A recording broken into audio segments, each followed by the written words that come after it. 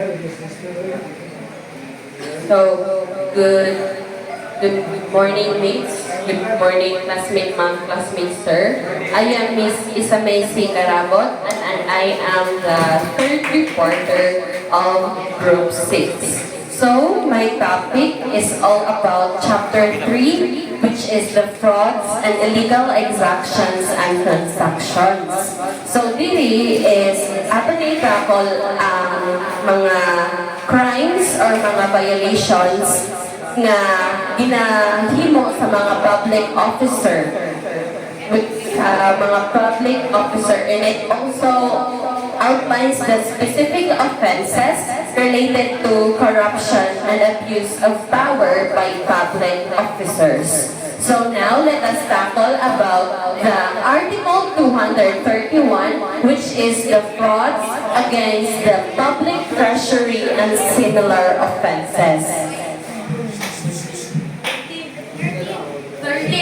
13? Also 13.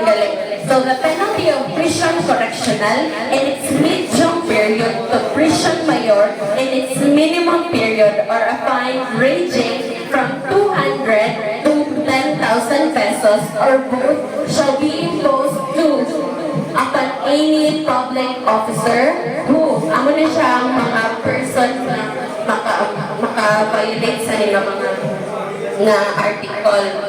So, di ba, alam tayo kung sana ang public officer? Yes. Kung sana sila? Mga public employee, very good. So, first is ang enhanced official capacity.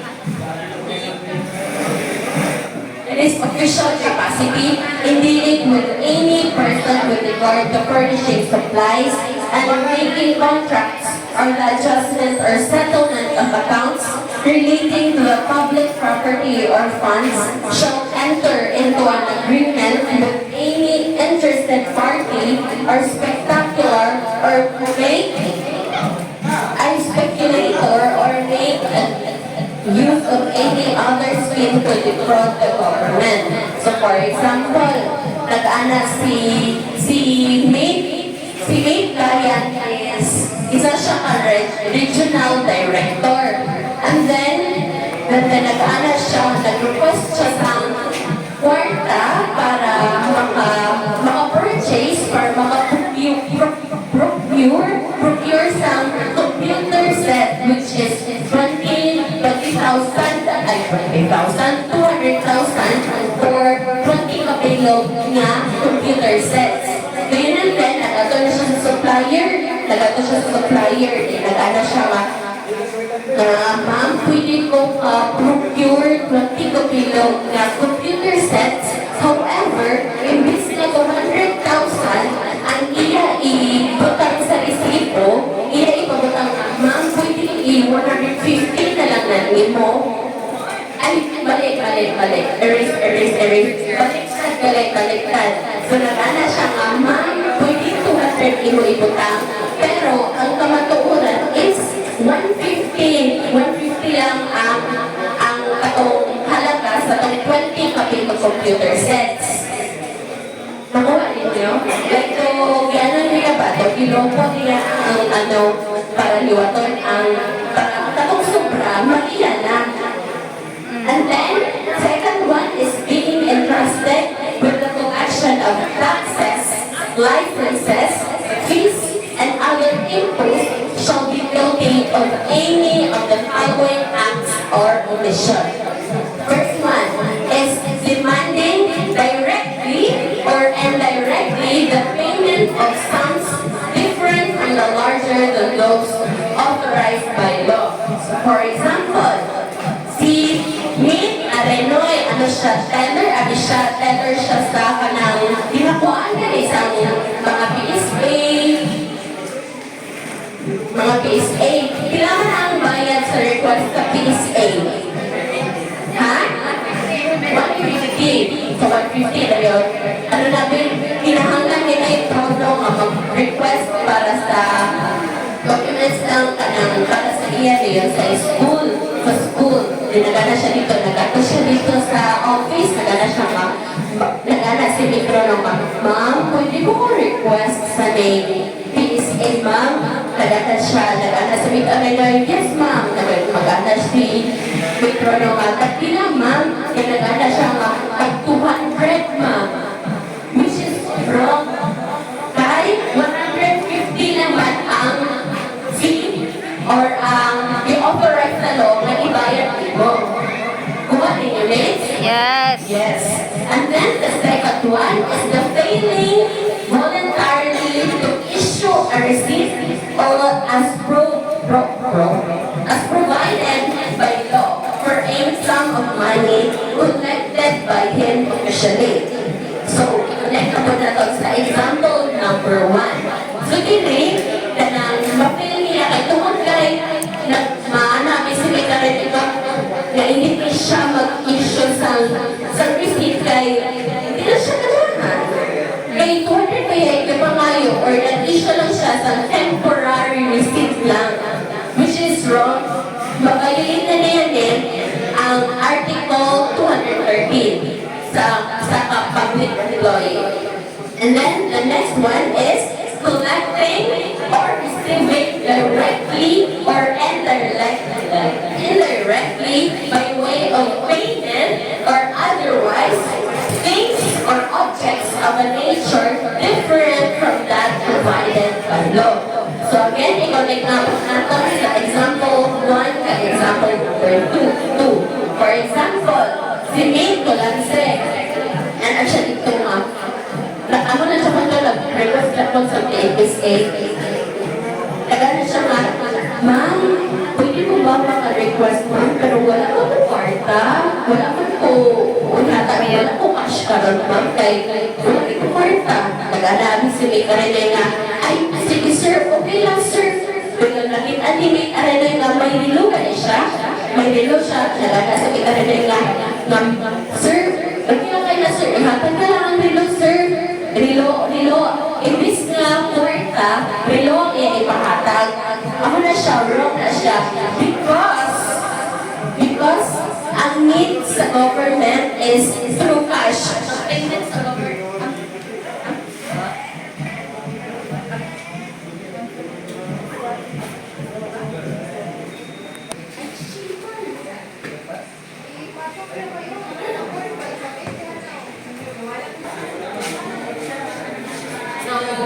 Now let's move on to the third bullet, which is collecting or receiving directly or indirectly by way of payment or otherwise things or objects of a nature different from that provided by law. So for example,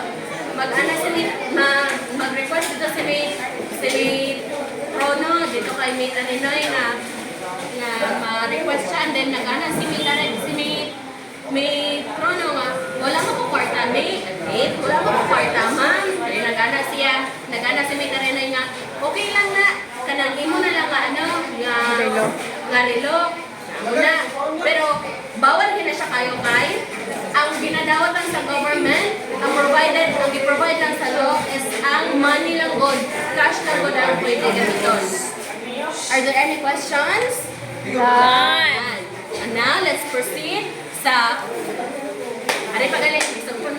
So, if ang culprit or ang perpetrator or ang nakabayalate sa nga law is isa ka employee sa Bureau of Internal Revenue or BIR or sa Bureau of Customs, wala ni siya na-under dire sa Article 213. Ma-under ni siya sa Administrative Code. Dito ni siya, kasabot lang ka mo? Okay. So, acts punishable as frauds against the public treasury and illegal exactions. Kanina ba? Amala din siya kagaina. So, elements of frauds against public treasury.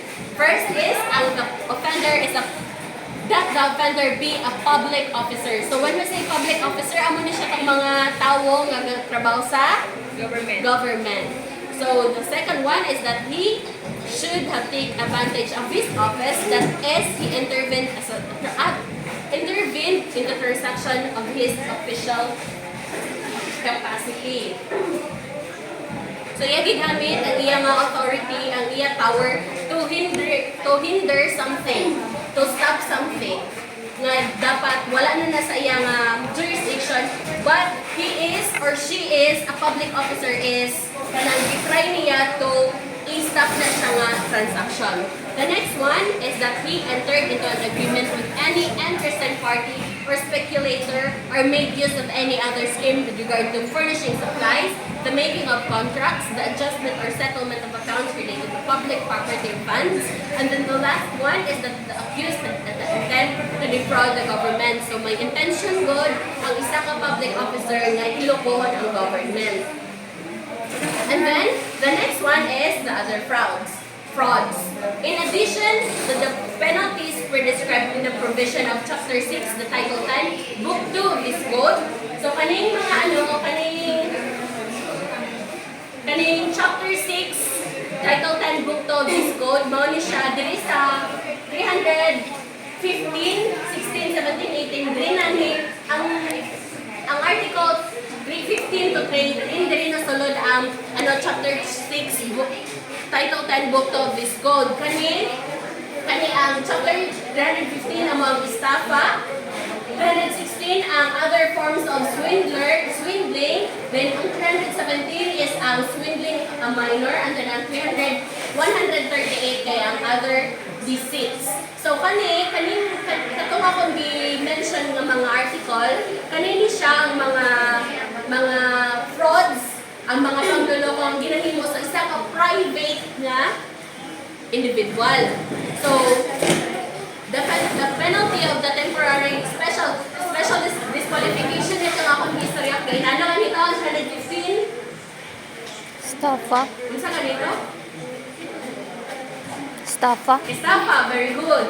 Ang 316, yes, very good. Other forms of swindling. Then ang 317 is ang swindling of minor. So ang 318, other receipts. Very good.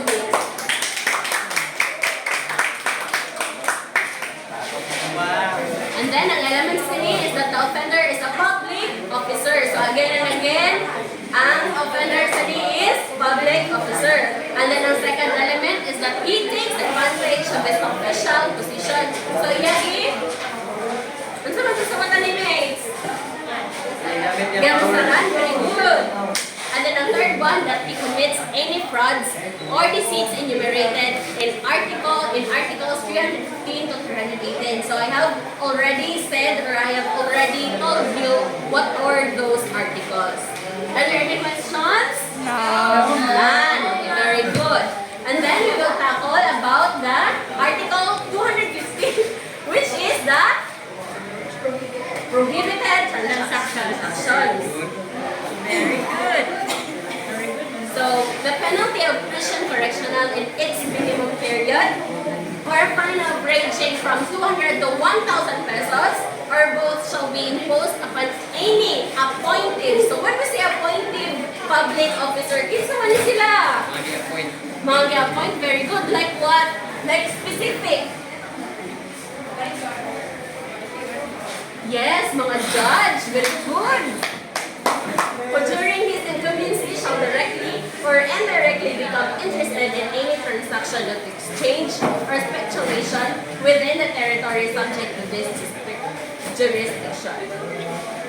So, ang elements na ni, that the offender is an appointed public officer. So, tsaka to si Mate, Abel, nga kaning mga appointed public officer, mao ni siya itong mga public officer na ipang-appoint lang. And then, second one is that he becomes interested directly or indirectly in any transactions of exchange or speculation. The third one is that the transaction takes place within the territory subject to his jurisdiction. And number four is that he becomes interested in the transaction during his incumbency. So for example, mates, mayara, nagkasuhanay ko na si Mate de la Cruz kay si Mate Moronillo. Dayon, ang judge sa to is si Mate Alabado. Dayon, naka-interest ang judge sa ila doang gani na kaso, like doon nakiapil-apil po siya ba? Like that, na siya. And then, the last one, as a chapter 3, is the article 216, which is the Precision of prohibited interest by a public officer. very good. So the penalty of arrest of a mayor rather, in its medium period, to prison correctional in its minimum period, or a fine ranging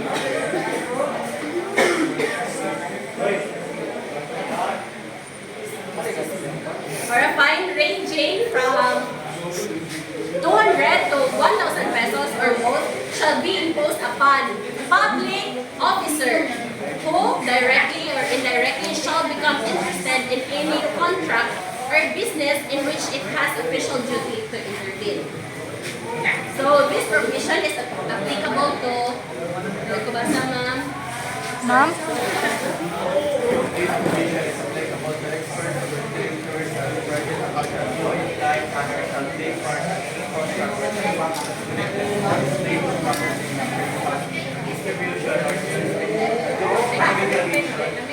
Which they shall have acted as co-occurrence and executor with respect to the property belonging to their wards or estate. So for example, mates, si mate ni Torre Franca is isa siya ka mayor. Dayon, sa Ilanga City or municipality is may araw isa ka investor kay dayon nga ganahan magtukod sa isa ka negosyo, which is magpa-build siya sa building para, for example, bilang restaurant, restaurant, then nag-ana siya nga. Pero since si Mayor Torre Franca is kanang may business gani siya, which is supply gani siya sa mga materials like semento, mga kabilya, like gamiton sa pag-construct sa isa ka building. Iya giingon kay sa katong contractor nga dili lang kumukuha sa akon sa sa mga supplies. That in that particular or like in that scenario, makita natin na he used his authority para sa iya makato ang benefit, like sa negosyo, iya gipaado sa iya kay para siya pag maka-benefit ba, nakuha ni the rates. Na siya percent pod. And then, ang elements sa niya, ay elements, no, not elements, kung kinsa, who are liable for possession of prohibited goods. The first one is ang public officer who directly or indirectly became interested in any contract of business or contract or business in which it was his official duty to intervene. Second one is an experts, arbitrators, or private accounts who, in like manner, took part in any contract or transaction connected with the estate or property in the appraisal, distribution, or the adjudication of which they had acted. And the last one is guardians and executors with respect to the property belonging to their wards or the estate.